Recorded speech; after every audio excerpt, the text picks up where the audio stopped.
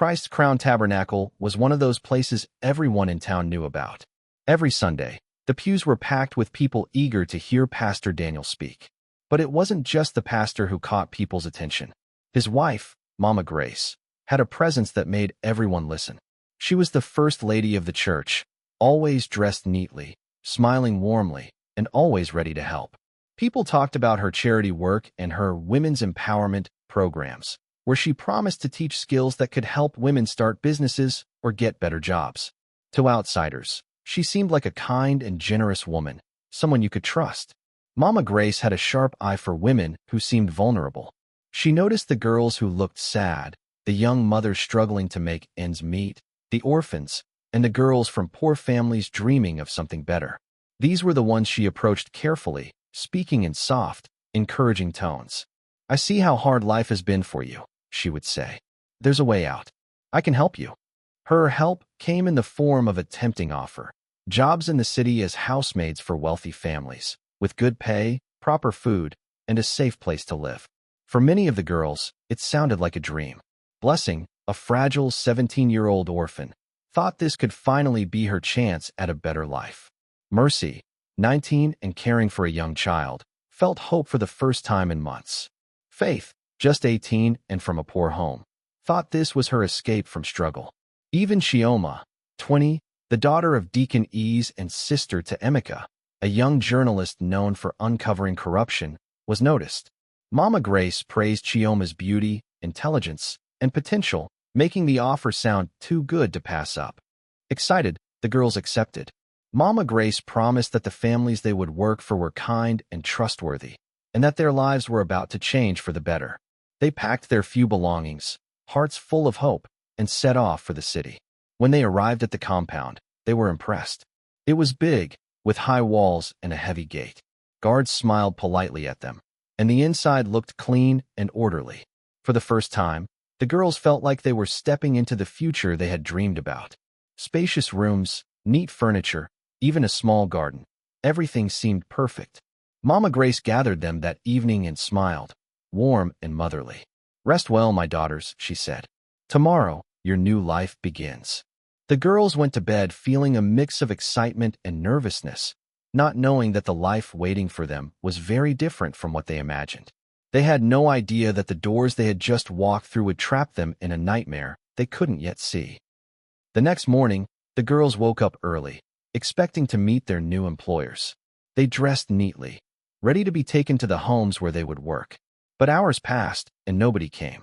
Instead, Mama Grace's assistant, a tall, stern-looking woman named Auntie Beezy, told them to stay indoors and wait for instructions. By afternoon, things started to feel strange.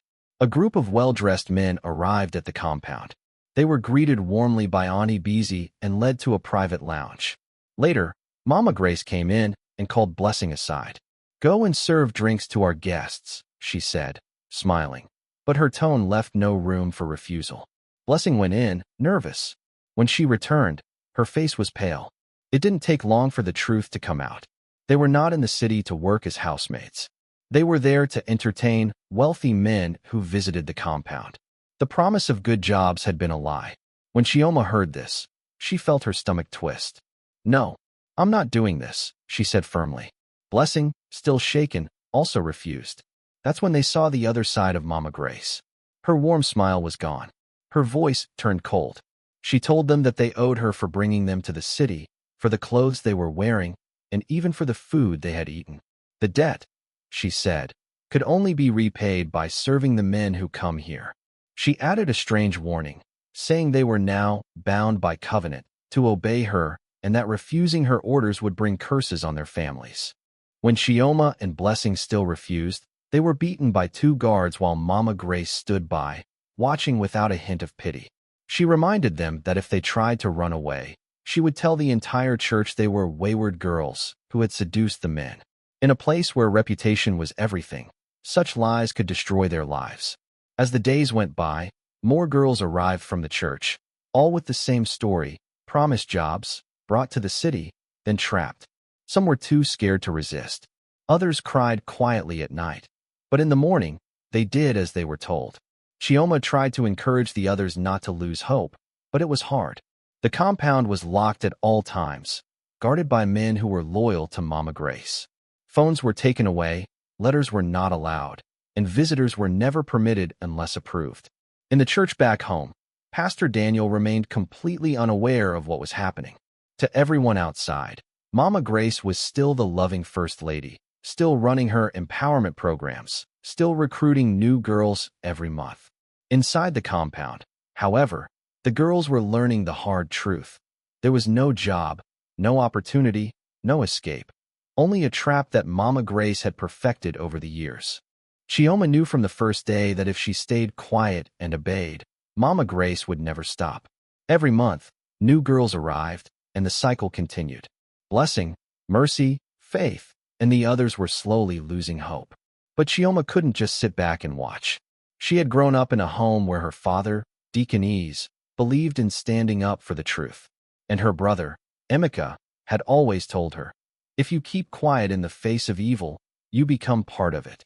Late one night, when most of the compound was asleep, Chioma gathered Blessing, Mercy, and Faith in the corner of their shared room. They sat on the floor, speaking in whispers. We can't stay here forever, Chioma said firmly. But how do we leave? The gates are always locked, Blessing replied, her voice trembling. Mercy shook her head. Even if we run, where will we go? Mama Grace will find us. She has people everywhere.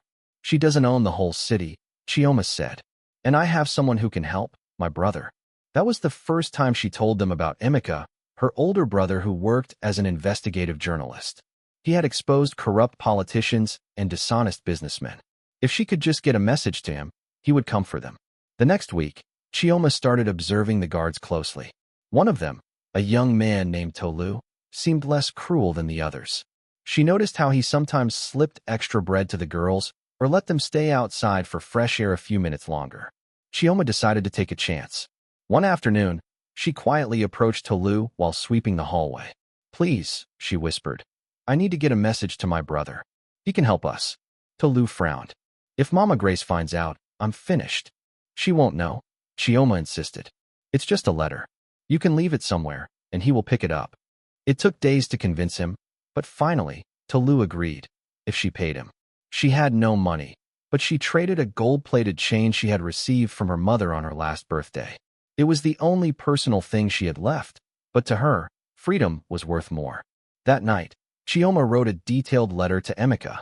She told him everything, the fake job offers, the beatings, the way Mama Grace used religion to control the girls. She described the compound, the guards, and the way new girls arrived each month. She even gave the address, something Mama Grace had been careful never to mention to them. A week later, she got her first sign that the letter had reached him. During morning prayers in the compound, she overheard two guards whispering about a man asking too many questions outside the gate the day before. Chioma's heart pounded. Emeka was looking for them. From then on, she focused on gathering proof. Tolu managed to sneak her a small phone, one of the cheap ones with a camera. At night, when everyone was asleep, she took photos of the men who visited, of the receipts for debts Mama Grace claimed the girls owed, of the guards locking the gates. She even managed to record Mama Grace's voice in one of her pep talks about being bound by covenant and serving God through obedience. But it wasn't without risk. One evening, as Chioma was leaving the lounge after secretly filming, Mama Grace entered unexpectedly. Her sharp eyes scanned Chioma from head to toe. What were you doing in there? She asked, her tone icy. Cleaning. Chioma replied quickly, keeping her hands folded so Mama Grace wouldn't see her shaking.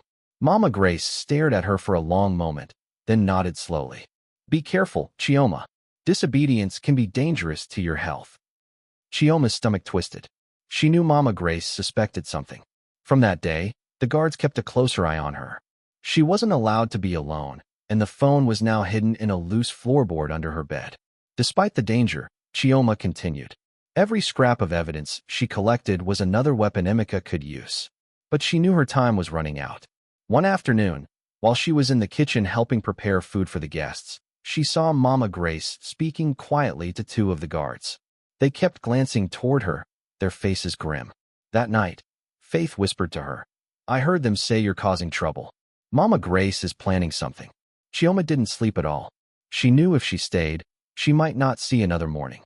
The morning Mama Grace planned to silence Chioma started like any other. Prayers in the living room. Breakfast served to the girls. The sound of the heavy iron gate clanging shut after the first set of visitors arrived. But Chioma could feel it. Something was wrong. The guards seemed more alert than usual, watching her every move. Even Auntie Beezy, normally quick to bark orders, kept giving her small, suspicious glances. Chioma knew if she waited any longer, she might not get another chance. So when one of the clients, a wealthy businessman, asked for new company that afternoon, she volunteered to serve drinks. It was risky, but she had noticed something about these client visits. During them, the gates were usually left slightly open for drivers to come and go. As she carried the drinks into the lounge, her heart raced. She placed the tray down, forced a polite smile, and then slipped quietly out through the side corridor. Her bare feet moved quickly across the tiled floor to the gate. A driver was distracted, loading boxes into his car. Without giving herself time to think, Chioma darted through the gap and ran. She didn't look back. Her lungs burned, her legs ached, but she ran through the busy streets, dodging cars and startled pedestrians. The only place she could think of that would protect her, at least for a moment, was the church. She knew it was Sunday, which meant Pastor Daniel would be in the middle of his sermon.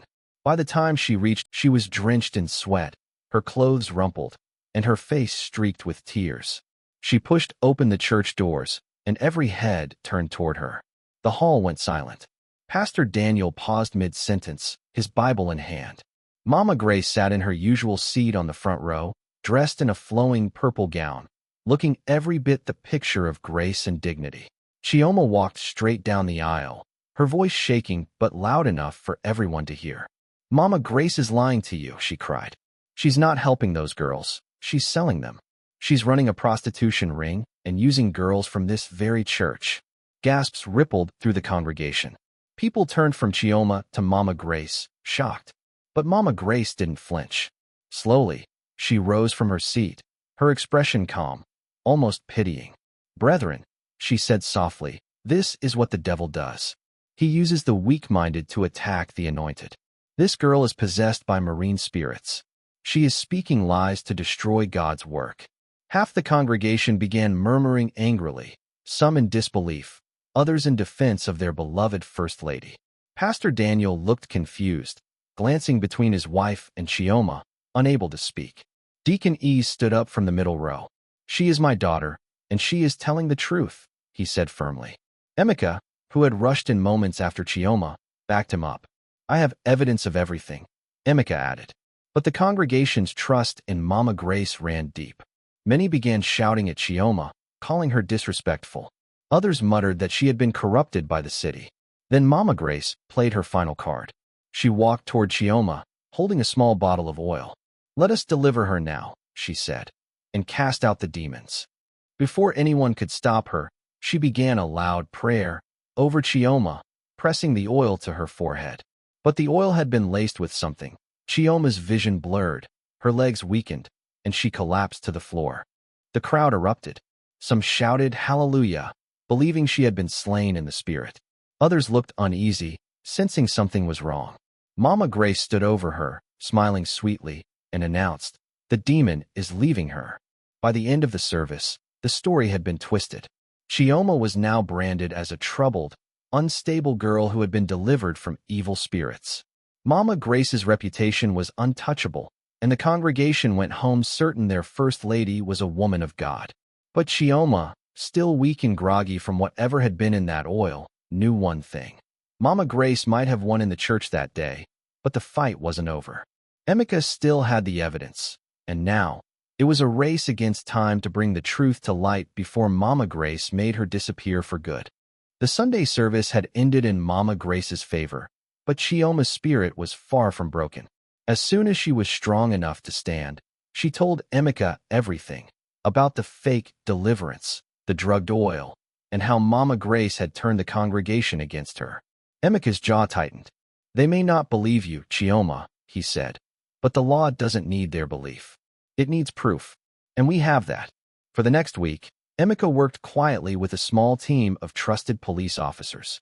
He didn't tell anyone at the church, not even their father, because he knew word could leak back to Mama Grace. Chioma handed over every piece of evidence she had gathered. The photos of the men who visited the compound, the audio recordings of Mama Grace's manipulative speeches, and the notes she had kept of every girl who had passed through.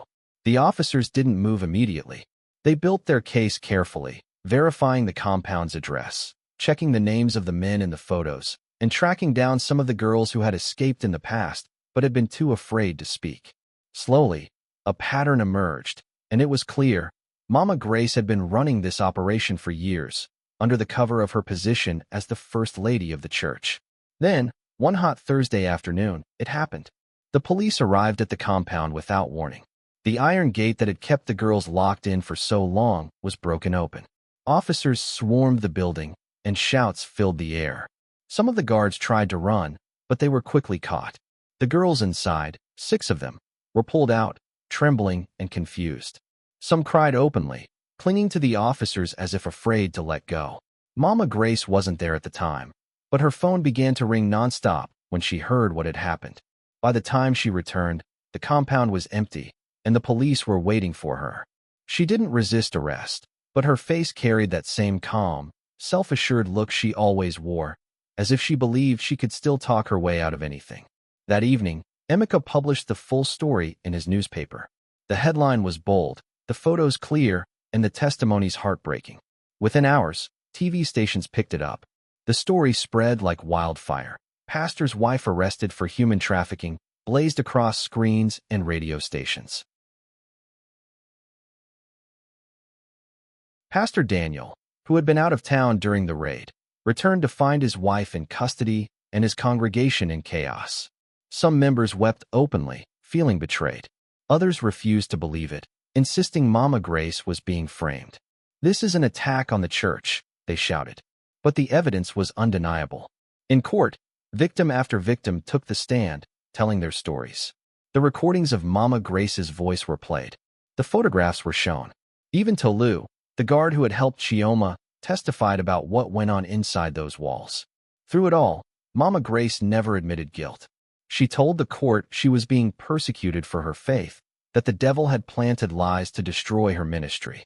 But when the verdict came, it was clear the jury wasn't fooled.